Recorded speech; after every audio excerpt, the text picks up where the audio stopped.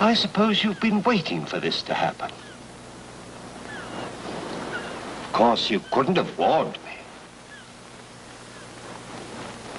Much too interesting. Wasn't that interesting? True, I didn't drown.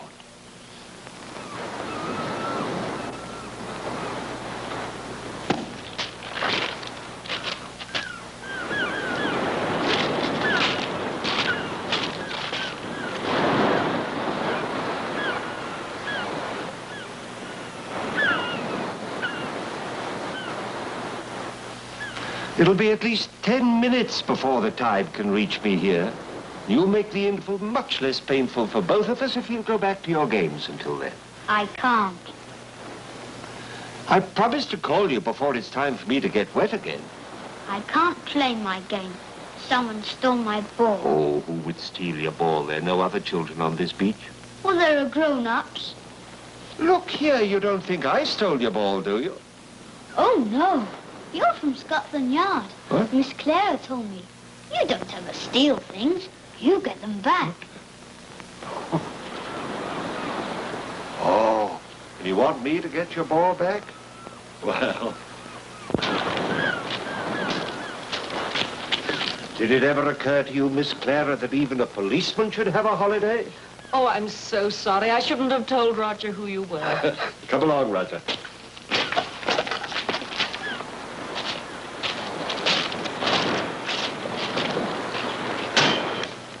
Excuse me, I'm so sorry to disturb you, but my young friend here seems to have lost a ball from his game. I didn't lose it. It was stolen. Well, at any rate, it seems to have disappeared.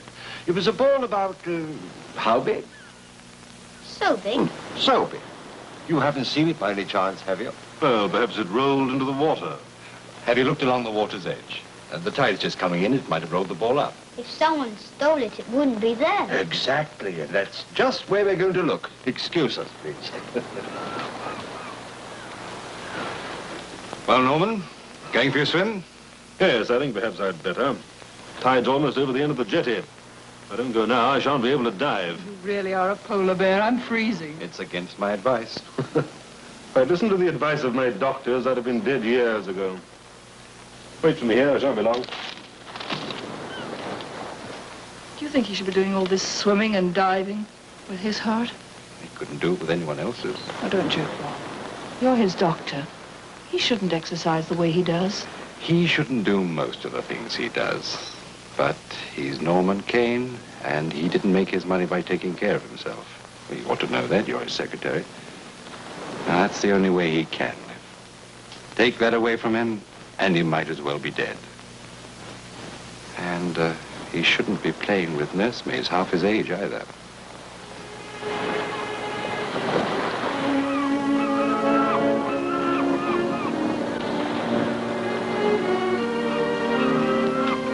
I'm going back to the house.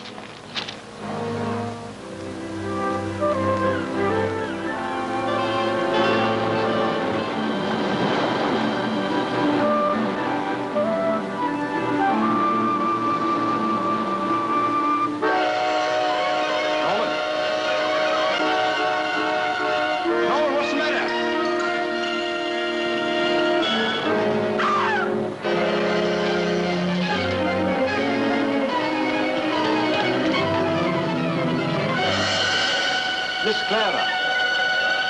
Take the boy.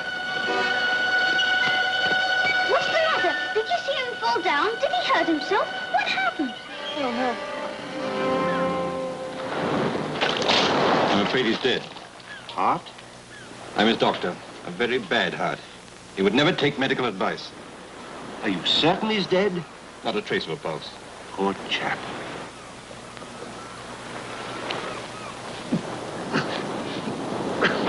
He's too tightly wedged between the rocks. We can't possibly move him. I'd better get some help in the stretcher.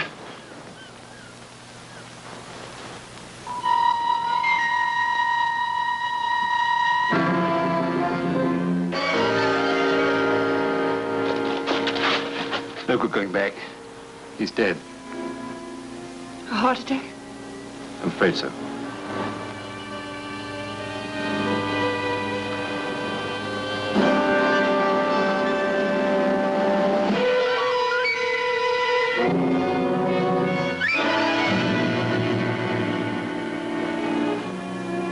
No, Roger, no. We're going home.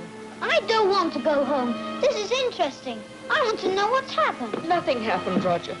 And nothing's going to happen. Not anymore. Nothing.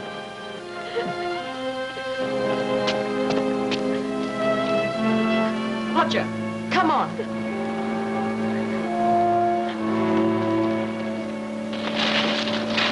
Oh, Doctor, do you live near here? We're staying at Norman's house. It's just beyond the dune there. Is there a telephone there? Yes. We'd better ring the police. Police? Why the police? It was an accident. His heart failed. The heart also fails when death is not accidental. You mean Norman committed suicide? Let's call the police.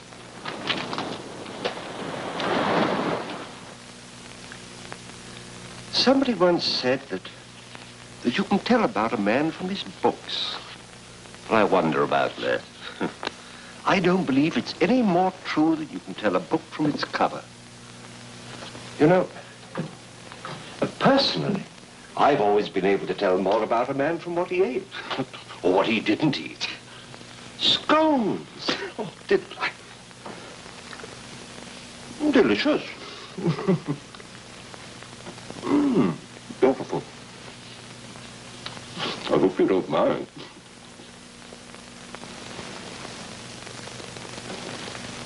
Do you mean what he eats or how much? What, of course. All you can tell from how much is whether or not a man's a pig. Why don't they come? We called over an hour ago. They'll be here soon enough. I'll drink your tea. I'll go.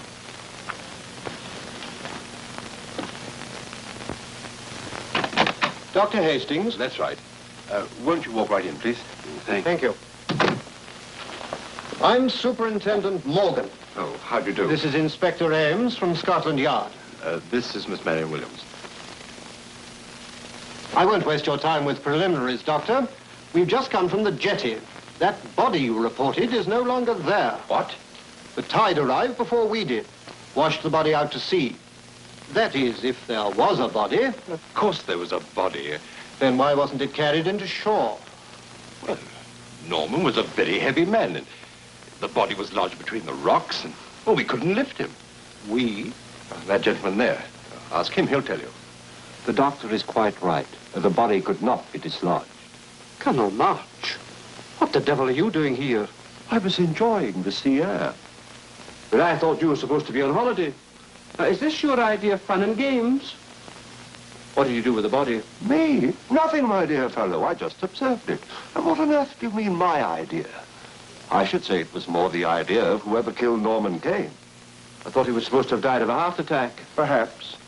But when I reached under his body to try to move him, I found blood. Oh, well, he may have cut himself falling. Those rocks are sharp. Mm-hmm. Well, so is this. I found it near the body. A hat pin? Not quite. Excuse me, my dear, but where is the air rifle that you were using on the beach this morning? Wait a moment, Marion. You don't have to tell them a thing. Why not? I have nothing to hide. Who is this nosy body, anyway? He's the leading nosy baddie in the world. Colonel March, the Department of Queer Complaints, Scotland Yard. Now may I see the air rifle? Over there in the corner. Now, see here. Well, thank you very much. I do see it. Right over here. Now, Ames, as you know, a rifle of this kind ordinarily fires a lead bullet. But if you take the cleaning rod and cut off about 2/3 of it, sharpen what is left to a needle point, the result will be... Look out! A missile that could be shot in the ordinary way, but with murderous effect. You mean Kane was killed with that? That's absolute nonsense. I mean, Kane could have been shot in this manner, but on the other hand, he might have died quite normally from a heart attack. Which he did. And what was this doing so close to the body? But I was on my way back to the house. I heard Bob call out. I turned back. Who said you didn't? Well, you're all looking at me. I didn't kill Norman. Who said you did? We used the gun for amusement, that's all. I didn't kill him. Let her alone. You have no right. When I mentioned the police, you were afraid. Why? You didn't think Norman Kane died of a heart attack. Don't answer that, Marion. You were the only one who were out of sight when Kane fell to his death. You're an expert shot. I watched you on the beach. Can't you see what you're doing to the girl? Take it easy, man. You're the only one who could have shot him. Isn't that so? Isn't it? Please, I didn't. Stop it! Isn't that so? I said... Here now, here now, here now. You have no right. I won't allow you to bully her just because you're a policeman. No, I told you to take it easy. We'll do the allowing round here. Are you all right, Colonel? I'll survive. I'm sorry. I lost my head. Let's see now, where were we? Oh, yes. Norman Kane was shot. Only one person could have done it. This young lady here. But look here. I'll do the talking. But on the other hand, if Kane died of a heart attack, why do you want to protect her? For one reason only. What reason? Norman Kane didn't have a bad heart at all.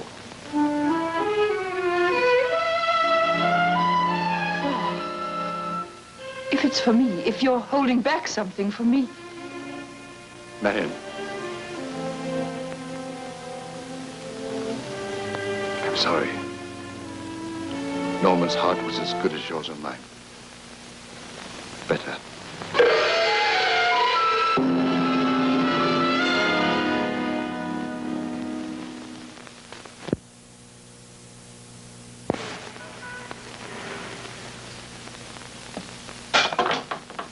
All right. So it's true we haven't enough evidence for more than just suspicion. We haven't even got a corpse yet. But we are combing the beaches, and it's bound to turn up soon enough. Meanwhile, we're keeping the girl restricted to that house. Will you stop playing that blasted game and listen? I'm listening. You've got the girl under observation. Of course, it'll lead nowhere, but it'll keep your men out in the fresh air. That's always healthy.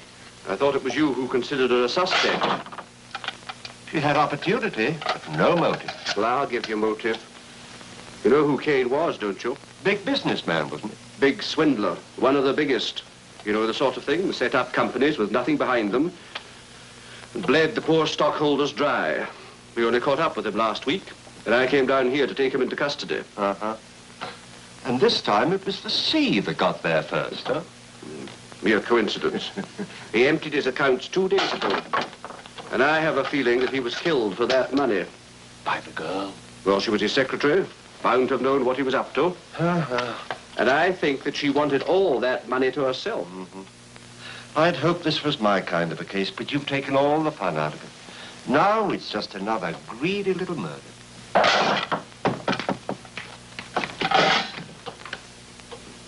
Oh, it's for you, some little boy.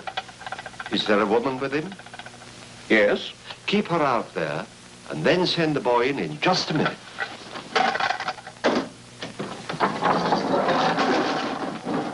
All right, Ames. Oh, Roger, come in, come in. Ames, I want you to meet a friend of mine. This is Inspector Ames, also of Scotland Yard. How do you do? We found your ball just a little while ago. Inspector Ames helped me on the case. That's decent of him. But I'm afraid the culprit managed to get away before we got a good look at him. But we did find your ball. That's the important thing, huh? But that can't be my ball. Why not? Because I found my ball this morning. You did? Where? On the jetty. I went out to look at the place where Mr. Kane disappeared. There wasn't anything to see, just rocks. But I found my ball stuck between two rocks. See? Are you sure that's your ball? Oh, yes. It's got a little mark of paint on it from my painting set. Were you alone when you found it? Oh, no. I'm not allowed on the jetty alone. Miss Claire was with me. But if I found my ball, how did you find that one? And what's the culprit? It's a... I'll explain that to you, Roger, when I see you again. When I see you on the beach. It's funny you finding the other ball. Are you sure you found it? Goodbye, Roger. Wait till the boys in London hear about this. How did it get onto the jetty? Well, what difference does it make the boy found it? Might make all the difference, Ames. You know, this might be my kind of case after all.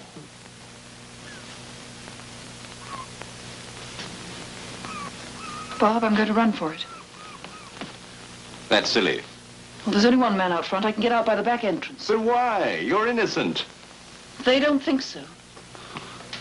Well, all they have is a suspicion. Well, that's not proof. It's nonsensical, the idea of suspecting you. Is it? Why, you're incapable of... Murder? You're wrong, you know. I could have murdered Norman Kane with pleasure many times. He was a cruel, brutal man. I told him so at great length only a few days ago. I said some very strong things, which were overheard. Oh. I always thought that you and Norman got along so well together. We did, at first. Too well. Then I made the mistake of falling in love with him. And then he showed me what he was really like. I see. I didn't have to tell you, Bob. I wouldn't have if I didn't trust you. Thank you. All I seem able to do is to hurt you. Another reason for my going away. I'm sorry, Bob. You might as well learn the truth.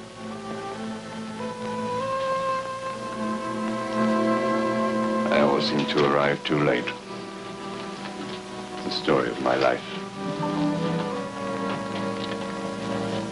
I suggest you wait a while. I'll go out and take a cup of tea to that gentleman and engage him in conversation. You can step out the back while I'm talking to him. Bob, you don't have to help me. I don't have to love you either, but I do. And you say you found the ball out on the jetty. That's right. Were you looking for it? Oh, no, I just noticed it among the rocks. Near where Mr. Kane had been lying. I guess so. Out near the end. Did you know Mr. Kane well? I wouldn't say well. We saw one another on the beach. You were going away with him, weren't you? Of course not. You're rude and insolent even to think. You've no right. Everyone has a right to think. Sit down, my dear.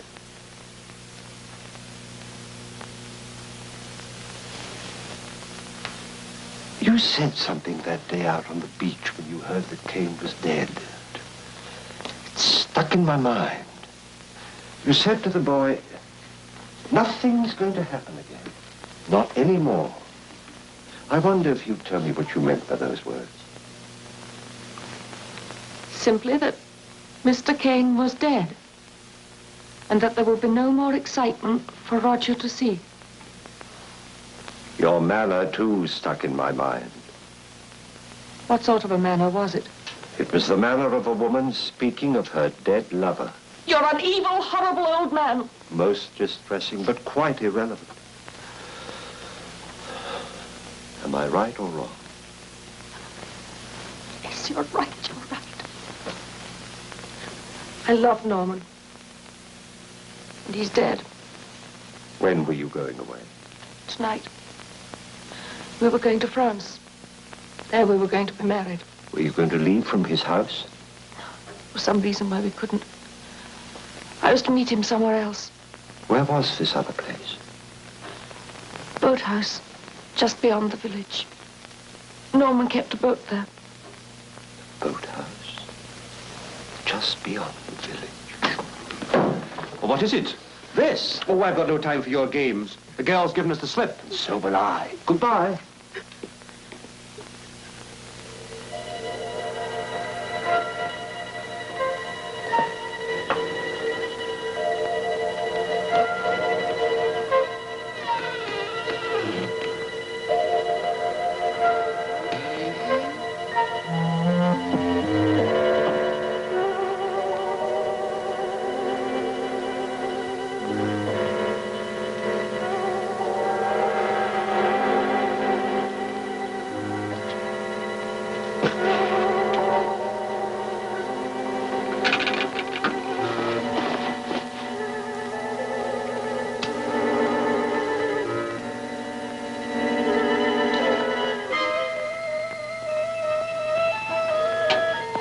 Well, Norman, you're a big success. Everyone thinks you're dead. Now you can disappear with the money and live any place you like in the world. Only, you made one mistake. You forgot to be honest with me. You were making love to Marion behind my back. And for that, I'm going to kill you. Cecil! Oh, Marion. Dear, sweet Marion. You'll be pleased to know that she stands a very good chance of being hanged for your murder. The police already think she did it. But tonight, the dear, sweet, stupid girl ran away. So they'd be certain. You listening, Norman? I wouldn't want you to miss any of this. Stop shamming, Norman. I know you're awake. Stand up. The name is March. Colonel March, Department of Queer Complaints.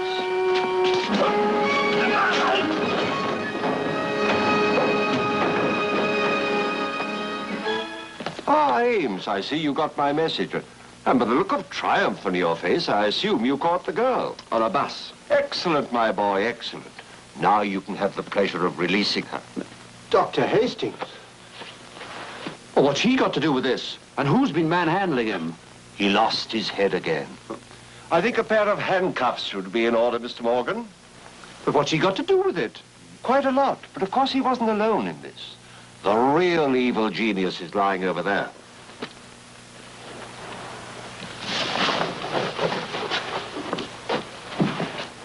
Norman Kane. Exactly. Is he dead? Feel his pulse. He hasn't got one. He must be dead. Get up now, Mr. Kane. But he's got no pulse.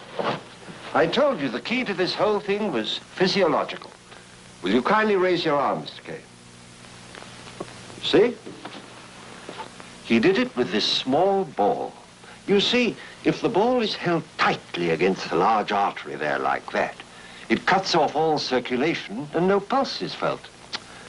I should have thought of that sooner. I broke no law.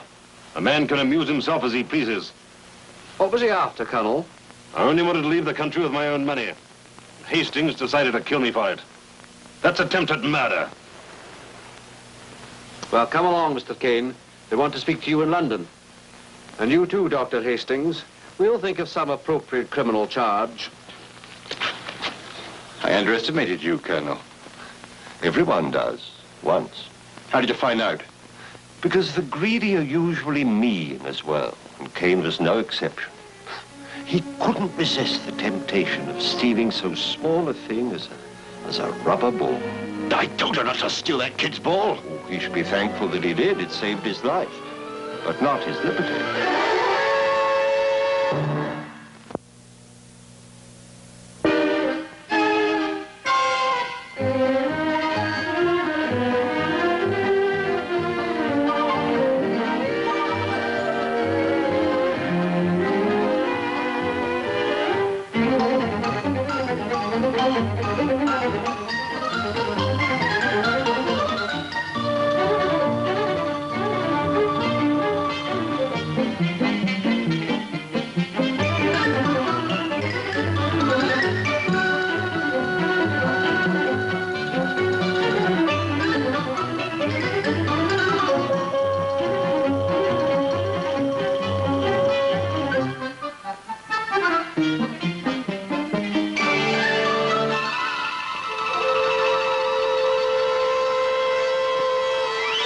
Bye.